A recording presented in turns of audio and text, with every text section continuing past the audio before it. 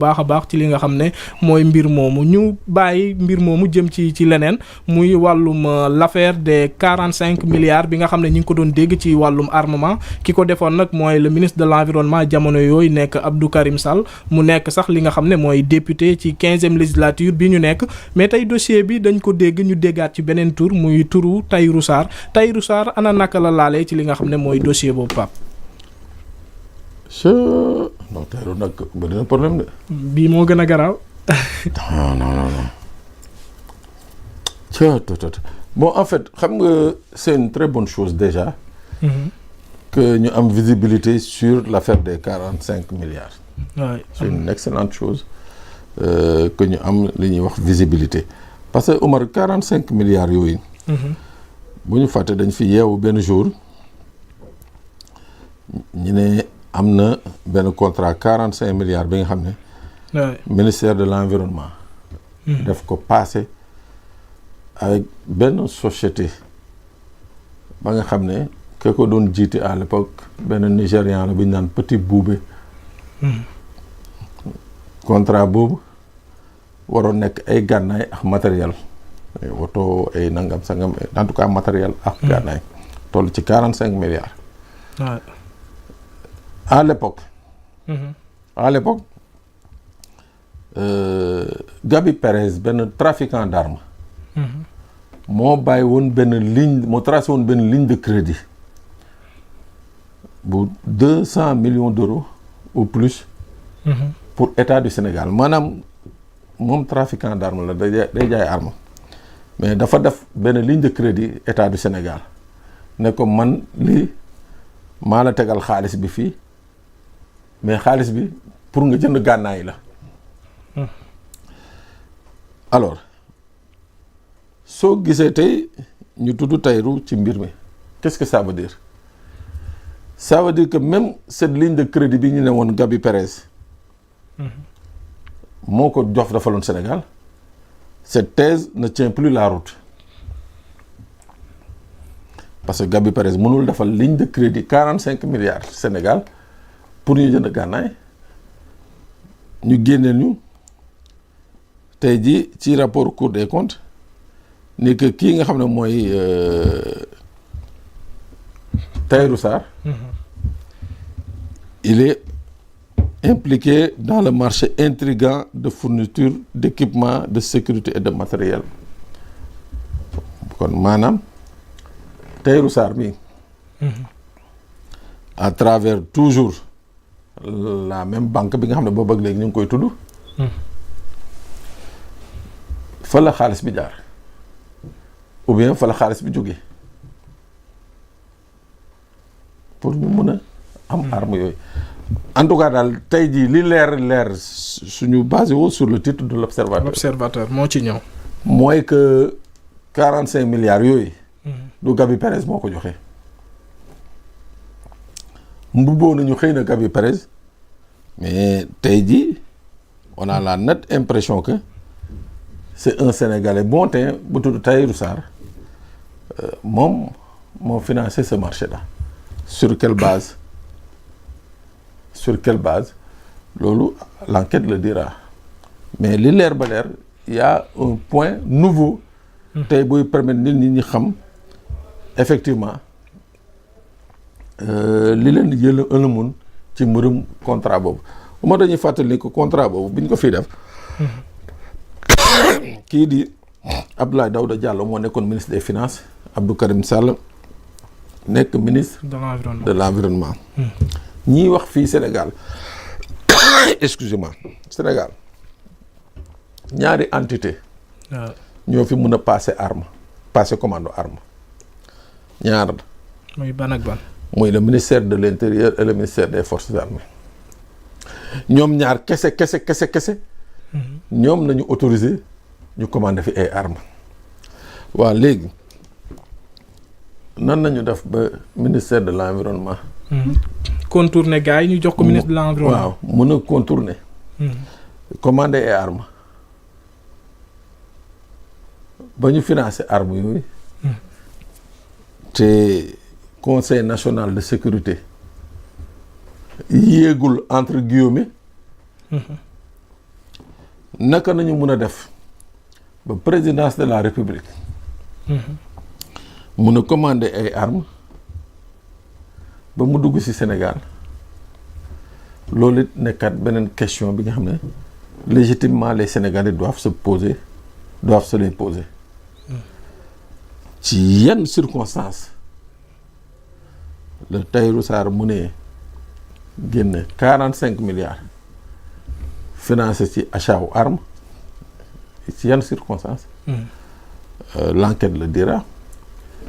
ci yenn circonstances le ministère de l'environnement contourner les habilitations secret défense yi nga xam ne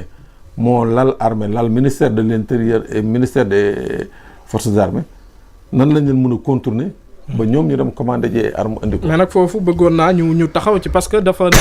benn contexte bu nga xam ne contexte politique bu tendu la woon ñu ngi woon ci événement mars 2021 ba 2024 te jàpp naa ne li nga xam ne mooy ministre des forces armées wala boog ministère de l'intérieur ñoom suñ ko defee amaana ngàndaay yi dañ koy jox ay professionnels ñu def ci une utilisation professionnelle mais dañ fi gisoon li nga xam ne mooy l'histoire des nervis est-ce que yooyu yëpp taxul ñu mën a contourner li nga xam ne ñoo amoon habilitation def ko dem jox ko ñeneen pour des fins purement politiques. waaw moo tax ma ne il faut que ñun ñëpp ñu poser wu question c'est-à-dire nan lañu mënee Sénégal contourner habilitation yoo xam ne ministère de l'intérieur wax ministère des forces armées ñoom rek ko am en matière d'achat d'armes day dellu si encore un peu si sa question bi mooy que à un certain moment on a voulu tout faire sauf avec le ministre de l'intérieur et le ministre des forces armées ministère des forces armées mooy maanaam benn moment soxla nañu woon ay gànnaay mais bëgguñu woon ministère de l'intérieur yëg ko bëgguñu woon ministère des forces armées yëg ko donc ñu créer ce deal là qui s'appelle le contrat d'armement de 45 milliards loolu ci gàttal en attendant enquête bi kii ko mooy que lañ doon wax benn moment mooy que y avait une volonté manifeste de tuer y avait une volonté manifeste de réprimer waaw y avait une volonté manifeste de tuer y avait une volonté parce que mënuñu leen Omar Walfadjri bii sooy dugg laay moo lay jàpp ci loxo dugal la wala Xaasim moo lay jàpp ci loxo dugal la yow nga bàyyi laay bàyyi Xaasim am foo jaar ba dugg mooy que yow li la doon indi Walfadjri du lu baax du lu leer donc mooy kon nii ces armes là ont été achetées justement pour contourner les services officiels mun ko jënd certainement pour jox ko parce que ba tey ji may wax ak yow le ministre de l'environnement mu ngi koy fàttali bi mu fi ñëwee salon d'honneur nee na ba léegi nii ñoom dañuy dégg nii rek mais gisaguñu dara luy niroog ay armes kii surtout armes yi nga xam ne moom lañ ñëwoon commandé nañ ko mu nekkaat encore une nouvelle interrogation yi nga xam ne les autorités sénégalaises war nañ ko poser wu Omar que sont devenues ces armes armes yooyu anañu où sont les détenteurs de ces armes anañu donc loolu yëpp suñu xoolee la liste des 80 et poussières manifestants yi nga xam ne dee nañu dont 50 par balle il y a lieu de se poser la question est-ce que armes yooyu bokkul ci armes yi nga xam ne qui ont servi justement à ak braquage yu métti yi nga xam ne ñu ngi koy nemmeeku ci dëkk bi voilà dafa ci côté boobu sax am na leneen lu nga xam ne moo ci bees parce que démb conseil des ministres ki nekkoon li nga xam ne mooy seen secrétaire jamono yooyu secrétaire général fële ci li nga xam ne mooy ministère de l'environnement maa ngi jot ci ay xibaar que moom lañ nommé fii la nga xam ne mooy CDC te mi ngi jur coow ci li nga xam ne mooy biir Pastef.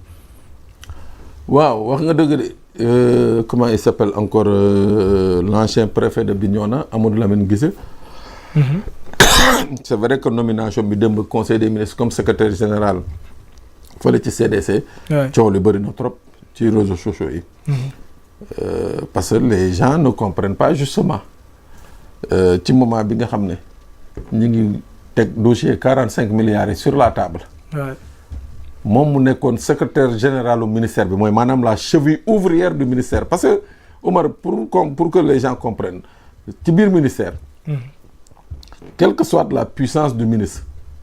kii nga xam ne moo ŋànk ministère bi ci loxoom. mooy le secrétaire général c'est-à-dire rien ne peut se faire dans un ministère sans le secrétaire général. moo tax nag légitimement beaucoup de gens de Pastef se sont posé la question mais kii ñu nommé. mais quelle est sa responsabilité sur l'affaire d'achat des armes de l'achat de 45 milliards d'armes au niveau du ministère de l'environnement. Beaucoup de gens se posent légitimement la question. Léegi nag un État peut avoir des informations que nous n'avons pas, mais nous, les populations, nous avons le droit de nous interroger. Est-ce que Pape Sané mii nga xam ne diir sangam moom moo nekkoon ministère sangam lii xew fa est-ce que mënuñu leeral quelle était sa responsabilité? Absolument. Mais c'est une demande tout à fait légale, une demande tout à fait normale. Waaw parce que tamit nag Omar je n'aime pas trop dire que les gens se sont battus pour des problèmes de personnes. Les gens nit ñi dañuy xeex pour des ruptures. Des ruptures justes, claires, nettes et précises. Waaw néew ma nag bi mu nekkee moom gisee bi mu nekkee ministère de l'environnement moo fa def li wala moo fa wax li mais je dis légitimement les Sénégalais yi di interroger wu. bi nga xam ne coow armes yi am na fa ci ministère bi moom moo fa nekkoon. Quelle est sa responsabilité? xamoon na noppi wala xamul woon noppi mais jàpp nañ ne que balaa ñu ko nommer wala di ko promouvoir à une quelconque autre station war nañu xam déjà quelle a été sa responsabilité étant secrétaire général du ministère de l'environnement. Foofu nag mooy ce qu'on appelle une vigie mooy maanaam benn genre soldat bi nga xam ne day alerter. waaw et ça beaucoup de gens de Pastef sans tomber dans l'émotion posent souvent ce genre de débat. waaw nomination yi moom waaw muy jur mais Pape Sané mii ñu nommé. mais démb moo fi nekkoon ci lii ak lii ak lii Pape Sané moo nekkoon béréb sàngam mais pourquoi ñu nommé Pape Sané. mais war nañu xam Pape Sané fii mu nekkoon démb lii ak lii bi fa lii amee mais moom lan moo ci responsabilité am jusqu'où la ci loxo dugal loxoom. mais c'est légitime. voilà c'est légitime même si je dis que le président nomme à tous les postes civils et militaires. mais cela n'empêche que les citoyens que nous sommes sommes en droit de nous poser des questions. waaw diw moo nekkoon secrétaire général ministère de l'environnement. ca ministère boobu bii jamono dafa amoon coowu 45 milliards ci benn contrat d'armement. waaw kii nga xam ne tey jii nommé nañ ko CDC comme secrétaire général et la CDC c'est pas n'importe quelle caisse. c'est pas n'importe quel service. nit ñi war nañu xam quelle était sa responsabilité